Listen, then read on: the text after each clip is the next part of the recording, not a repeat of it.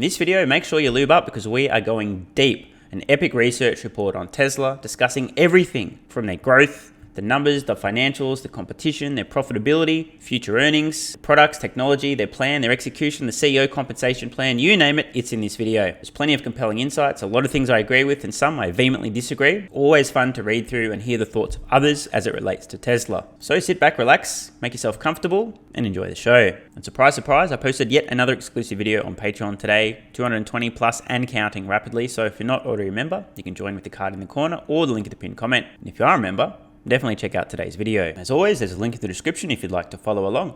Let's read on. Tesla has been a controversial stock for as long as I can remember. Makes two of us. With the eccentric founder Elon Musk frequently getting into a battle of words with short sellers such as the infamous David Einhorn of Greenlight Capital. Back then, there were many reasons to be concerned about Tesla. It was incinerating cash, they weren't able to meet production numbers, and were very reliant on the capital markets.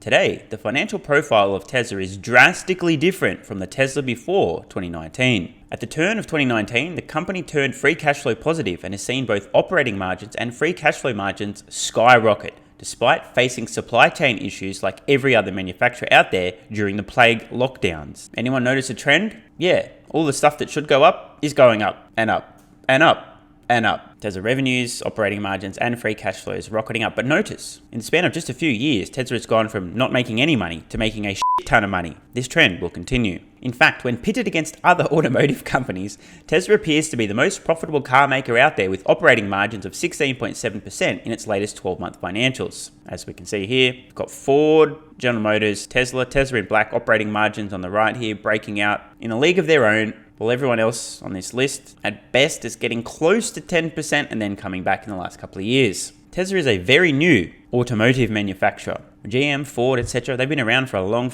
time. And again, this is a sign of things to come. All we need to do is project into the future and use our brain while doing so, and we will discover. Spoiler alert! If you thought Tesla had industry-leading margins today, just wait till you see what they're like in a few years' time. I think the entire stock market is massively underestimating this. Reasoning by analogy, well, no one's ever done that before, therefore it's not possible. Which obviously, Tesla's never done anything that was previously impossible, so good reasoning there. What makes Tesla's current financials so remarkable is that shortly after mid-2021 onwards, it has achieved a negative cash conversion cycle, which is usually achieved by companies with strong bargaining power like Amazon and Apple. This means that Tesla is able to sell its inventory and collect cash much faster than they pay their suppliers. In other words, they are able to get interest-free financing from its suppliers. Now, I know this is a little bit nerdy in terms of the finance stuff. Some of you are like frothing and barring up right now, and others are like, I'm falling asleep here, bro. But this is really important. This is an epic business hack. Because Tesla produces and sells products so quickly and so efficiently, and also has plenty of purchasing power, they're buying in bulk from suppliers. Tesla is often paying invoices to suppliers weeks, sometimes even months after they've sold the product, which means, as the author points out here, Tesla is effectively getting interest-free financing from suppliers. This is a mad hack, highly underrated. Tesla suppliers are giving Tesla an interest-free loan on products, on supplies, on materials, on components. Tesla's then putting them in vehicles, selling the vehicles, getting the money for those vehicles, and then eventually paying the invoice. And Tesla's not doing this to be a dick. It's just they're producing and selling their vehicles so quickly and efficiently that by the time they need to pay the invoice from suppliers, they've already sold the product. This is helpful for cash flow.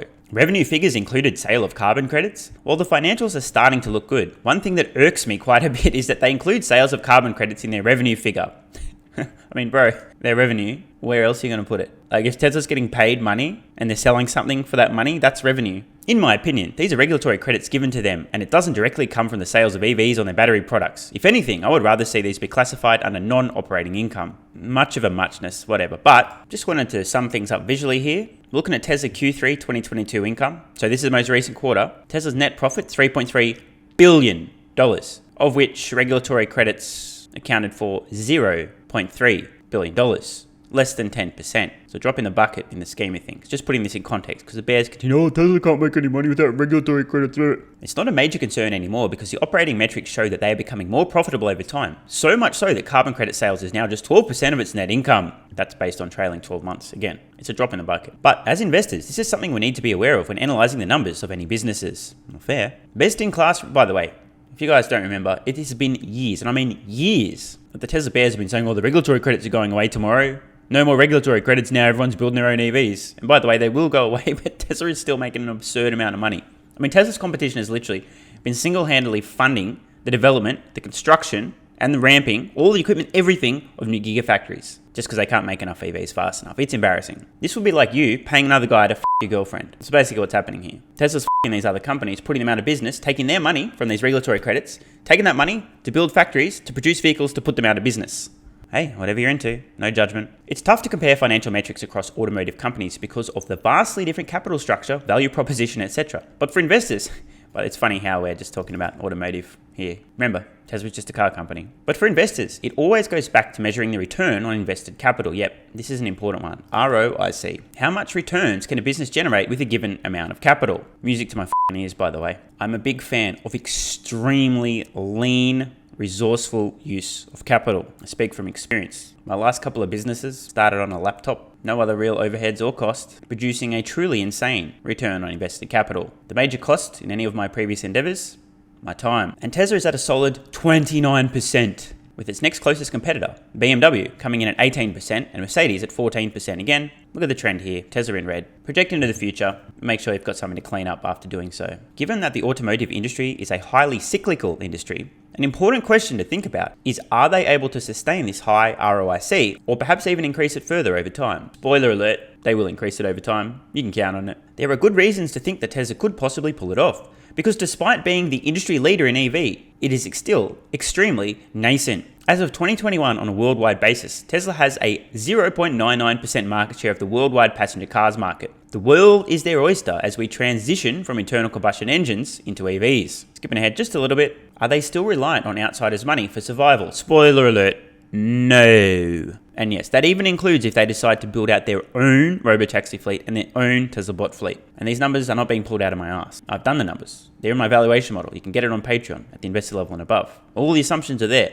Tesla is going to be printing so much money, and I mean so much. First, billions every quarter, then tens of billions. Yes, then hundreds of billions of dollars every single quarter. It's an absurd, obscene amount of money. Let's actually think about this. If Tesla can produce, not sell, produce their own vehicles internally for $25,000 a pop, and spoiler alert, they'll be able to do this for even less. They'll be able to sell for close to this, but let's just assume it costs Tesla $25,000 just to produce a robotaxi, which, spoiler alert, this is almost how much it costs Tesla today to produce an entry-level Model 3 or Y. So obviously they can already do this. If it costs Tesla $25,000 to make a vehicle, and they decide to make a bunch of vehicles for their own robotaxi fleet, if they do a $10 billion profit in a single quarter, that $10 billion divided by 25,000 is 400,000 robotaxis they could produce and retain themselves for their own fleet in a single quarter just by deploying $10 billion of capital. That would be 1.6 million vehicles in a year if they did the same thing. $40 billion spent, 1.6 million robotaxis in their own fleet, not even sold to customers, which, by the way, will pay for themselves in about a year flat. Talk about money printers. People are not appreciating this. In my valuation model, in my base case, I have Tesla doing about $40 billion of net profit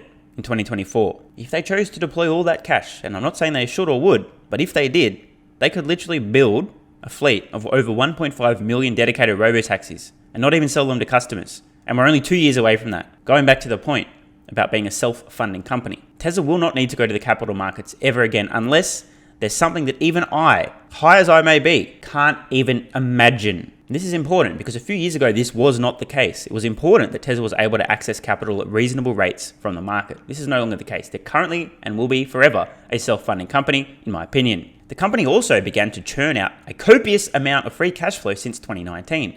By the way, I just have to say, because this surprised some people who hadn't done any thinking. It shouldn't have surprised anyone. In 2019, there were points in time where you could buy Tesla stock, split adjusted like $12 a share, something like that. It was obvious what was about to happen if you did the thinking. I just couldn't believe the opportunity that was presented. I spent my entire emergency fund. I was retired, traveling overseas, took out some cash in case of emergencies / to cover living expenses. Next minute, Tesla crashes and I'm like, well, this is the emergency I was waiting for. Time to load up. Another great indication that the company will do well financially and would unlikely be at the mercy of the capital markets for funds moving forward. As we can see here, Tesla free cash flow and Tesla cash flow margins. 2018, negative but trending in the right direction. Just imagine we'd done a video here. 2018, did anyone notice a trend? I mean, literally the trend was there. 2018, it was so obvious what was going to be happening in the future here. Most investors just didn't see it coming until it already came. They had no time to duck for cover. Did I say that? Nah. You imagined it. Now a quick look at Tesla's plan. Tesla's grand master plan. Right at the start, Elon understood that the probability of starting a successful car company is extremely minuscule. Quote, I thought our chances of success were so low that I didn't want to risk anyone's funds in the beginning but my own. The list of successful car startups is short. As of 2016, by the way, this is a quote from the blog post in 2016, just that's the historical context. The number of American car companies that haven't gone bankrupt is a grand total of 2, Ford and Tesla. Starting a car company is idiotic, and an electric car company is idiocy squared, Elon Musk. With these unfavorable odds against him, this was his grand plan in building Tesla. This is taken from the 2006 blog post. Step 1, build a sports car, original Roadster. Step 2, use that money to build an affordable car, S and X. Step 3, use that money to build an even more affordable car, 3 and Y. Step 4, while doing above, also provide zero-emission electric power generation options. And there were good reasons why he thought of building a sports car first. Elon knew that with his limited capital, there was no way he could build an affordable car on a scale large enough for economies of scale to kick in. This is important. If you ever see any EV startup, their first product is a mass production, like high volume, low cost vehicle, they're f***ing doomed. Doomed. In contrast, sports cars can be manufactured in less sophisticated factories, although most processes will not be automated. With a sports car, they could also charge more so they could deliver these units profitably, with the ultimate goal of reinvesting these profits into R&D and building up the capabilities needed to deliver more affordable cars. Tesla's still doing this today. High-end features appear in the Model S and X. They reach volume, they drive the cost down. Eventually, most of these features ultimately end up in the 3 and Y as well. And guess what? All the 3 and Y is eventually going to make its way down to the $25,000 Tesla as well. Step 1, build a sports car. Alas, in 2008, the Roadster, a luxury electric sports car, was born. It was the first EV to use lithium-ion batteries and the first to travel more than 200 miles on a single charge. Tesla sold 2,450 of these bad boys from $109,000 and funneled everything into developing the Model S. Step 2, build an affordable car. In 2012, the Model S was launched and it became one of the top-selling vehicles in the world, winning multiple awards. Actually, every award ever, literally all of them. No, seriously, literally all of them. The luxury vehicle was priced from $57,000 onwards. SUV drivers were 50% of the automobile market. Expanding into this space would greatly expand Tesla's total addressable market. And so Tesla rolled out Model X, a luxury SUV vehicle, in September 2012. I think they unveiled it then, just for the record. I don't think deliveries began until 2015. Step 3, build an even more affordable car. Following the R&D spent on the Roadster, Model S and Model X, Tesla is now ready to launch. By the way, the Model X was built on the Model S platform, even though they're quite different looking, obviously, SUV versus sedan. Same platform, same 3 and Y. It's the same vehicle platform. There's a lot of commonalities. This accelerates Tesla's progress. Tesla is now ready to launch Model 3 at a significantly lower price point. At a starting point of $35,000, pre-orders flooded in, even before Elon presented the prototype in March 2016, by the way.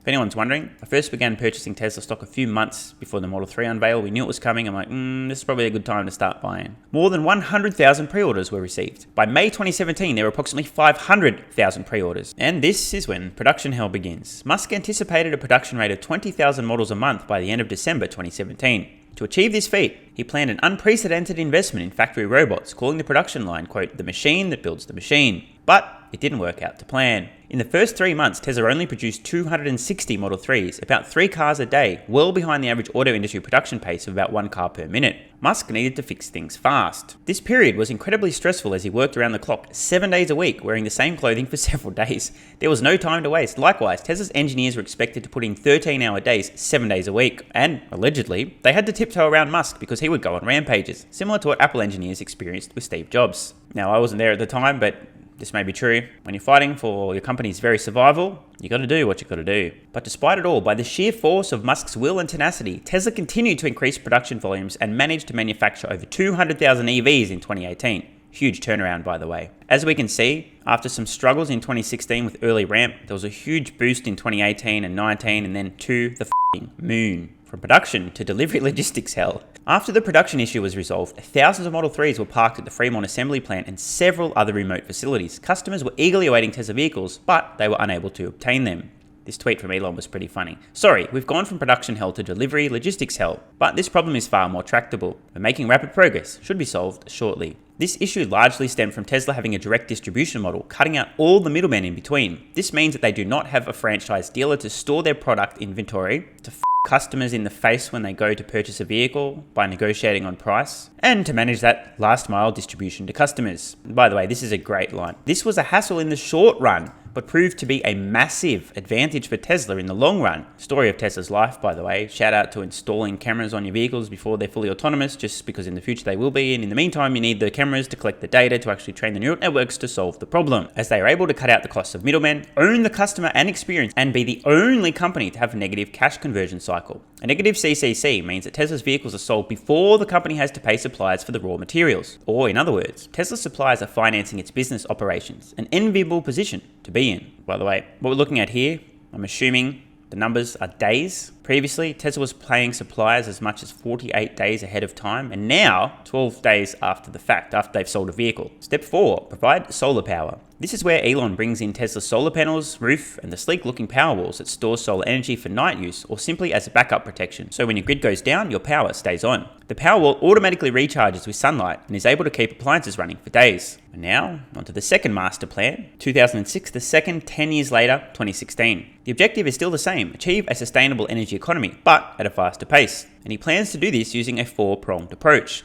1. Integrate energy generation. This is the reason Tesla acquired Solar City, to combine energy generation, solar, under one entity. For those wondering, I actually invested in Solar City. Technically, my very first stock investment wasn't Tesla, but Solar City. I bought them on the same day, minutes apart, but Solar City was the first order that went through, followed by Tesla. Next minute, Tesla acquires Solar City, and I voted in favor of that acquisition. It was an absolute no-brainer. Create a smoothly integrated and beautiful solar roof with battery product that just works, empowering the individual as their own utility, and then scale that throughout the world. By the way, Elon is literally describing a multi-trillion-dollar opportunity here. Don't say I didn't warn you. 1 ordering experience, 1 installation, 1 service contact, 1 phone app. 2, expand to cover the major forms of terrestrial transport, which is why it's obvious as that a Tesla Semi was coming, that a Tesla van was coming, that a Tesla Compact was coming. Today, Tesla has premium sedans and SUVs. By the way, again, this was written in 2016, just for context. With the Model 3, a future compact SUV, which was the Model Y, and a pickup truck, shout out to Cybertruck, the company will be able to cover most of the consumer market. The key to accelerating a sustainable future is to scale up production volume as rapidly as possible. And this is where Tesla engineering has transitioned to focusing heavily on designing the robot factory which automates the production of its EVs. Credit where it's due, this was a good idea, it was just a few years ahead of its time. Fast forward, end of this decade, what do you think a Tesla factory is going to look like? Spoiler alert, it's going to be full of robots and very few humans. In addition to consumer vehicles, Tesla will bring to market heavy-duty trucks and high passenger density urban transport. 3. Autonomy. Currently, Tesla's vehicles have partial self-driving capabilities. As the technology matures, all of the fleet will have the hardware to be fully self-driving. 4. Sharing. Once complete self-driving is approved, it means that 1. You will be able to summon your Tesla from anywhere and you'll be able to rest or do work while traveling to your destination, or even put on some Barry White and catch up with your partner. 2. Your car is able to be an Uber driver and generate income for you when you don't need it.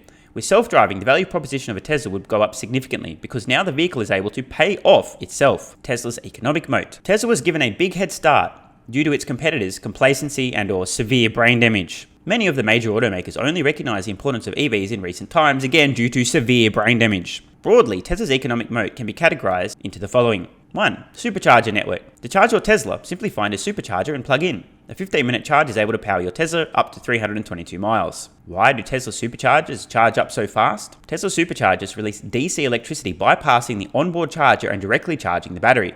The vehicle can be charged more quickly since the electricity is going straight into the battery instead of passing through the onboard charger. Professor Jeff Dawn was hired by Tesla to increase the energy density and lifetime of lithium-ion batteries and to reduce their cost. Thanks to great engineering, a good thermal management system keeps the battery at the right temperature, which enables fast charging without damaging the battery. Close to 40,000 supercharger stations are available globally. As a result of a wide network of supercharger stations, a Tesla driver can charge on the go, a feat unmatched by any of its competitors. Important point, by the way.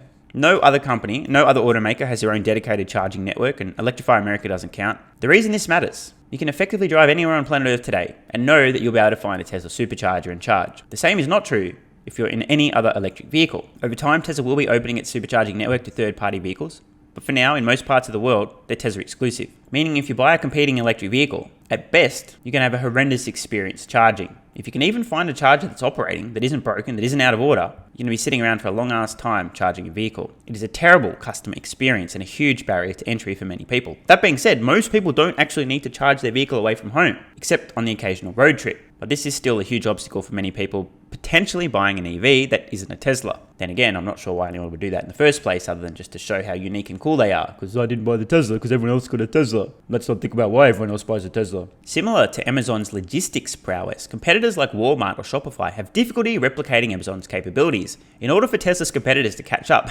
they will need a lot of time and capital. And we can see steady quarter-over-quarter growth in Tesla's supercharger connectors and stations. 2. Super brand with a cult-like following. Cult-like following. I don't know why I would say that. I mean, it's not like there's all these dedicated content creators fluffing Tesla stock 24/7, talking about the company 24/7, making daily videos, making exclusive videos. Shout out to my Patreon. So I don't know what he's talking about here. It's obviously not true. There's no Tesla cult, no super brand.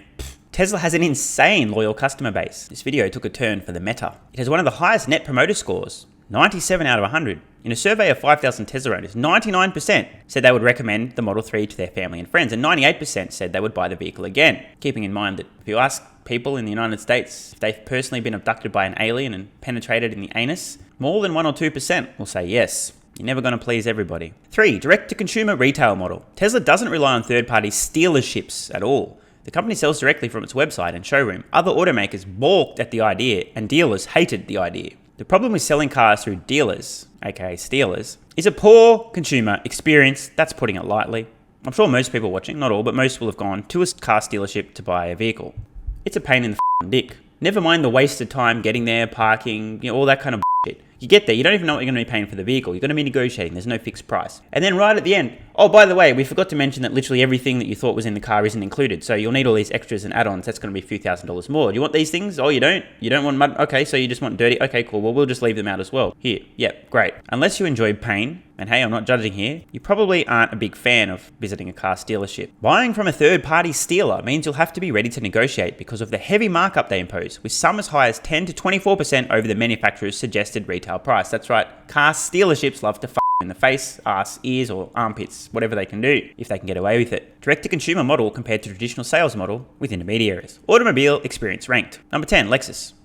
I'm not even going to read them all. Tesla, number 1 by miles. Huge outlier. Porsche punching above its weight as well. Many of the traditional automakers like Ford and Toyota have finally come to recognize the benefits of a direct-to-consumer retail model, but it isn't easy to switch over. That is putting it lightly. Legacy players are worried about offending their stealers if they sell online direct to consumers, which would cost them sales in the short run. Disruptive companies, which have become superpowers today, often have founders who give their employees a strong sense of achievement while causing severe anxiety. Apple's Steve Jobs, Amazon's Jeff Bezos, Microsoft Bill Gates are examples. Elon Musk could probably compete with them for the top spot in driving their employees hard. Here's a great tweet from Elon, 2018. There are way easier places to work, but nobody ever changed the world on 40 hours a week. Indeed. Those joining Tesla know what they are getting into, and the self-selection helps to filter those who are passionate about Tesla's mission. This is an extremely important point. Guys hit the nail on the head. Still, most of the negative reviews on Glassdoor complain about the lack of work-life balance and long hours in the company. Pros, great benefits and full of incredible opportunities. Great people, and it feels great to be a part of the overall mission of the company. Cons, no work-life balance and very demanding. Long hours and working weekends are fairly normal depending on the importance and timelines of projects. Compensation. When it comes to compensation, Elon doesn't draw a salary, and their executive officers draw a relatively low base salary, and this is true. For example, Zach Kirkhorn and Drew Baglino on $300K each. This is absurdly low, given how much value these guys add, and in fairness, they do get stock-based comp, but just to put this in context, I do more than this in YouTube revenue alone per year, just making dumb videos talking about Tesla. One of these dickheads on YouTube, just from YouTube ad revenue, no other income sources, is making more than the guys responsible for huge portions of this cent-a-billion-dollar company. As a Tesla stock investor, this is good. I do not want to see absurd salaries, but if Zach or Drew went to any other company on earth, they would be getting multiple millions of dollars per year, maybe tens of millions of dollars per year to do similar work, yet they're still at Tesla. Even though Elon does not earn a base salary, he earns a large compensation from stock-based compensation, which is very real cost for shareholders. 2012 CEO Performance Award. In August 2012, the board of directors granted Elon the 2012 CEO Performance Award, comprising of the option to purchase almost 80 million shares, adjusted for the stock split, representing 5% of Tesla's total outstanding shares at the time of grant. The 2012 award consisted of 10 equal vesting tranches, each requiring the company to meet a combination of an achievement of operational milestone relating to Model X or Model 3, aggregate vehicle production or a gross margin target, and a sustained incremental $4 billion increase in Tesla's market cap from $3.2 billion at the time of grant. Of the 10 equal vesting tranches, only one operational milestone hasn't been met, requiring that Tesla achieve a gross margin of 30% or more for 4 consecutive quarters. It's all right to tie compensation to the operational milestones, but when it is tied to an increase in market capitalization, it may sometimes lead to perverse actions by management to prop up the stock price, especially right before the deadline. Now, in fairness, this is true, but it's also very short-sighted of anyone attempting to manipulate the stock price over the short term. And we've seen Elon millions of times come out and say, Tesla stock too high, guys. I think it's too high. I think the stock's overpriced right now. Clearly, this guy is one who gives zero fucks about manipulating the stock price and instead just assumes that if he adds value, eventually the stock price will reflect that, and he's been right so far. 2018 CEO Performance Award.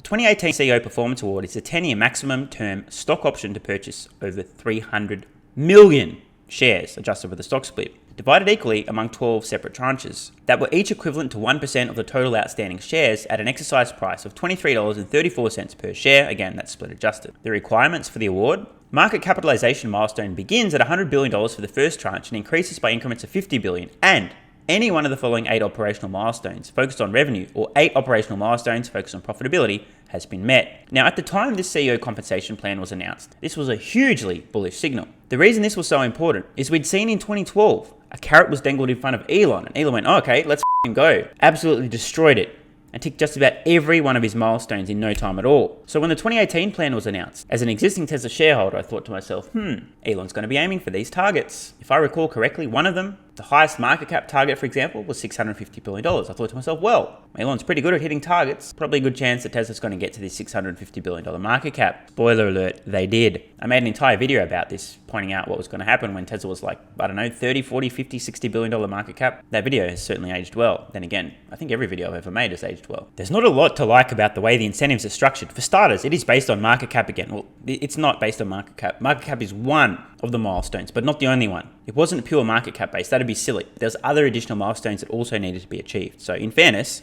I think this is a bit misleading. Secondly, it is based on revenue growth. And the problem is not all growth creates value, and it should always tie back to the return on invested capital. Thirdly, the adjusted EBITDA excludes stock-based compensation, which is ridiculous because it is a very real expense to shareholders. In this case, management would be motivated to artificially boost adjusted EBITDA numbers by compensating employees with shares rather than cash. Yeah, if Tesla was an extremely dishonest company, this might be a fair point, but they're not. Skin in the game. Elon has significant skin in the game since he owns 14.1% of Tesla shares. Elon frequently sells his shares, but it's normal given that his remuneration is in shares that he will have to liquidate them to pay off taxes for his lifestyle use and to buy Twitter. Exactly. Elon doesn't take a salary, so where does he get money from? He either borrows against his stock or he sells his stock. Risks. Competition. Good one. Most car manufacturers have finally woken up to the idea that EVs are the future and they'll be completely and utterly f***ed by the end of the decade because they were too slow to realize this. I think I misread that, hang on. And will be devoting more resources to competing with Tesla. They'll be devoting more resources to attempting to competing with Tesla. Delays in pivoting over to EV have cost many of these traditional automakers their life.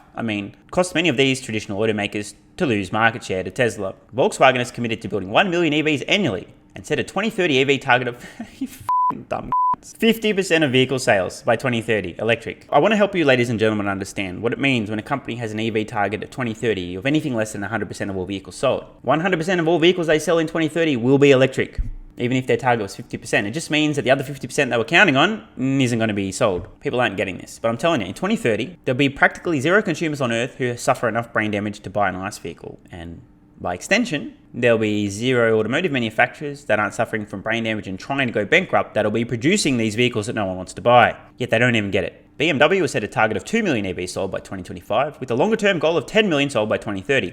Jaguar and Volvo are even more aggressive, targeting 100% EV production by 2025. They get it. This transition into EV will not come cheap. Daimler-Benz announced plans to spend $85 billion on EV-related R&D, and VW plans to invest over $100 billion by 2025. However, most of Tesla's competitors are currently saddled with debt, which would make it difficult for their transition to EVs, that is putting it lightly. The three leading German automakers, Volkswagen Group, Daimler-Benz, and BMW, have over $450 billion in debt combined, yet $500 billion of debt combined. I'm sure that's going to end well. Likewise, US automakers Ford and government motors are also drowning with debt of over $200 billion collectively. Yep, nothing to see here. Over in China, leading Chinese automaker BYD has been manufacturing EVs for more than 15 years and has announced plans to expand sales into Europe, Australia, and the US. Likewise, NIO, an EV automaker, is also planning to spend $10 to $15 billion in capital by 2025. The Chinese government aims to achieve 30% EV sales by 2025 and become a global exporter of electric vehicles. And on this front, we're already seeing Tesla leading the charge. And see what I did? That's really bad. But the point is, though, the Shanghai factory, major export hub. Key man risk. Quote,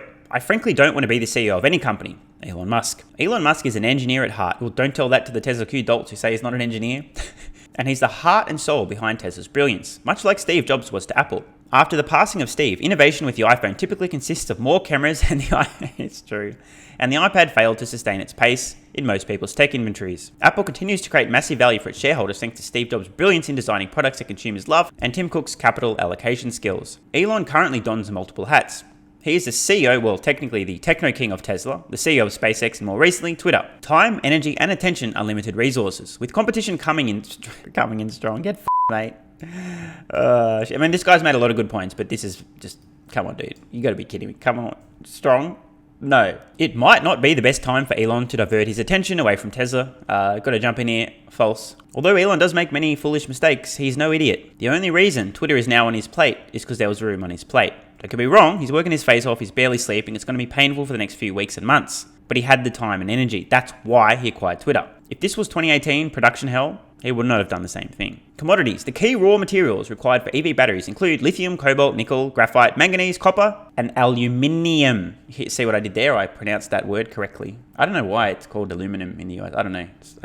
Does anyone know why that is? While Tesla is vertically integrated, they are still reliant on the suppliers of these raw materials. This is true. Engineers at Tesla believe they can reduce total costs by 30% by changing battery cell chemistry and substituting cobalt and nickel intensity for alternate anode and cathode materials, along with other manufacturing changes. Still, any shortage of suppliers from surge in demand or political interference would spike EV production costs. This is true. However, again, it's important to understand that all other companies will be disproportionately affected, worse than Tesla, because A, Tesla had the vision and foresight to know they needed a load of materials. They've been locking in long-term supply contracts at low prices, while everyone else is like, oh, I don't know if anyone wants to buy EVs, so let's not even think about that. Again, Tesla will be impacted as well. But of all the companies producing and attempting to produce EVs, Tesla will be the least affected. That's their reward for vision, courage, and foresight. China's political risk. China is both a major consumer and producer of Tesla, with the Gigafactory Shanghai capacity estimated to pass the 750,000 mark this year, Brazil like over $1 million anyway, surpassing the 650,000 vehicle capacity in California and the 250,000 capacity for both factories in Texas and Berlin. In 2021, China accounted for 25.7% of all Tesla sales,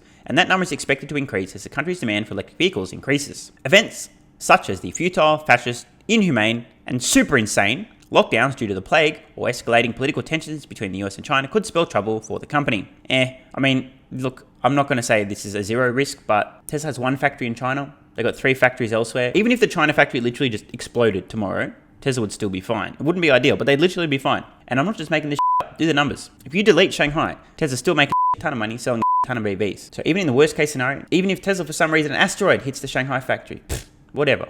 It'll suck, but it's not the end of the company. Back of the envelope valuation. For Tesla's valuation, I'm only going to focus on their automotive sales revenue. Dangerous, but okay. Its energy generation, storage, and other revenue and gross profits are minuscule relative to their automotive sales. This is true for now. Over the past 12 months, Tesla has delivered 1.2 million cars, and Elon has stated multiple times his bold goal of selling 20 million cars per year by 2030, with 10 to 12 gigafactories. If achieved, it would make Tesla twice the size of any automaker in history, accounting for roughly 20% of the global vehicle market. This seems pretty crazy. Imagine that. Because that would be larger than Toyota and Volkswagen combined. But hey, Elon has a track record of pulling off crazy. Exactly. To achieve this audacious goal, he'll have to build another 4 to 6 gigafactories around the globe. Many governments from countries such as Canada, Indonesia, India, and more are wooing Tesla to invest in EV production in their countries. In the last 12 months, operating margins have hit an impressive 17%, outperforming the industry average by a wide margin. For our projection, I'm going to assume Tesla falls short of Elon's lofty goal and delivers 15 million vehicles in 2030. Still an audacious number, and I think this is fair. Full disclosure,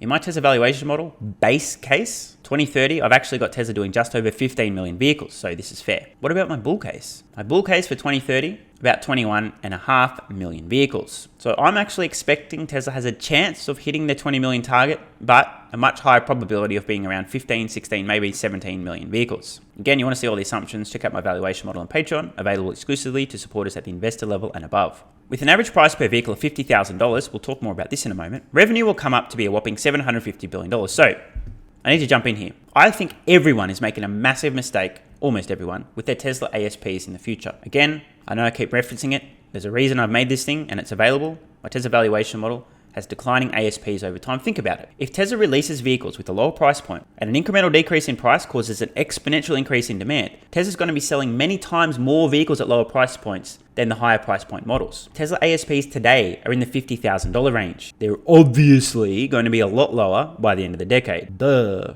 I don't understand how people are f***ing this up so much. Now, in fairness, if you're including the FSD and all that kind of stuff, the software, maybe this is fair. But I'm actually just thinking separately, in terms of hardware sales alone. My 2030 average selling price for a Tesla vehicle in the base case is about $32,000. My total revenues, and again in the base case, about $800 billion.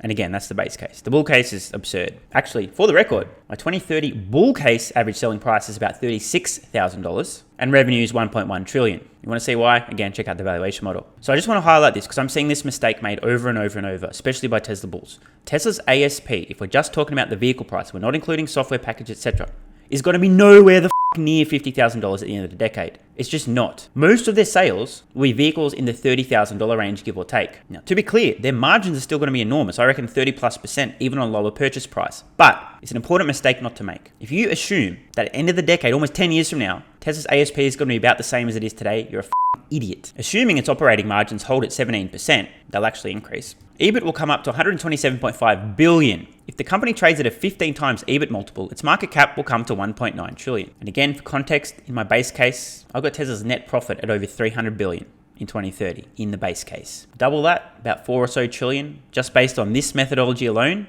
I think the multiple is a little bit low as well, but we'll get to that later. Now, keep in mind, the multiple is a little bit of art, a little bit of science, but I personally believe, given Tesla's robot, the robo-taxi, and again, the humanoid robot's a huge game changer, Tesla's going to be still in hyper-growth mode at the end of this decade, earning a much higher multiple. Given its current market cap of a little over $500 billion, market cap of 1.9 trillion in 2030 represents a CAGR of 16.4%. Again, I think the author is massively underestimating this, but hey, each to their own. Importantly though, the author does admit, this doesn't account for the value that Tesla could bring from autonomous driving, which brings an autonomous taxi network. Yeah, this alone is a multi-trillion-dollar market cap opportunity. Multi-trillion, okay? Think about this. The guy's doing some numbers. Yeah, 1.9 trillion by 2030. If Tesla can nail autonomy, the robo-taxi opportunity alone will probably add more to Tesla's market cap than this entire $1.9 trillion estimate. Optimus, Tesla's general purpose robotic humanoid. Yeah, that's on a whole other level. Energy generation and storage business. Dojo, Tesla's custom supercomputer, Tesla Semi, its electric truck, insurance. Conclusion. Tesla is no longer that brash young company whose survival depends on Elon's ability to raise capital, fight fires, and push its boundaries to the extreme for survival. The company is currently net cash positive, generating a lot of free cash flow, that's an understatement, while growing at a 50% clip. Even though Elon's antics may cause some to roll their eyes, it's hard not to expect a genius at that level to be eccentric at times. It's always fun, interesting, and insightful to hear what others are saying about Tesla, the company, their products, their competition, Tesla stock, their valuation, and so on. Hope you guys have enjoyed this one. There are a lot of great points, some not so much. Of course, everyone's entitled to their own opinion, but I thought this was very insightful. We discussed a lot of numbers that are available in my Tesla valuation model in today's video. It's always interesting to compare my own estimates to those from others. And again, if you want access to the valuation model, you can do so by joining Patreon at the investor level and above. And while you're over there, you may as well check out today's exclusive video, plus the 220 others in the archive and my Tesla stock price targets. So, see you over on Patreon. Love ya.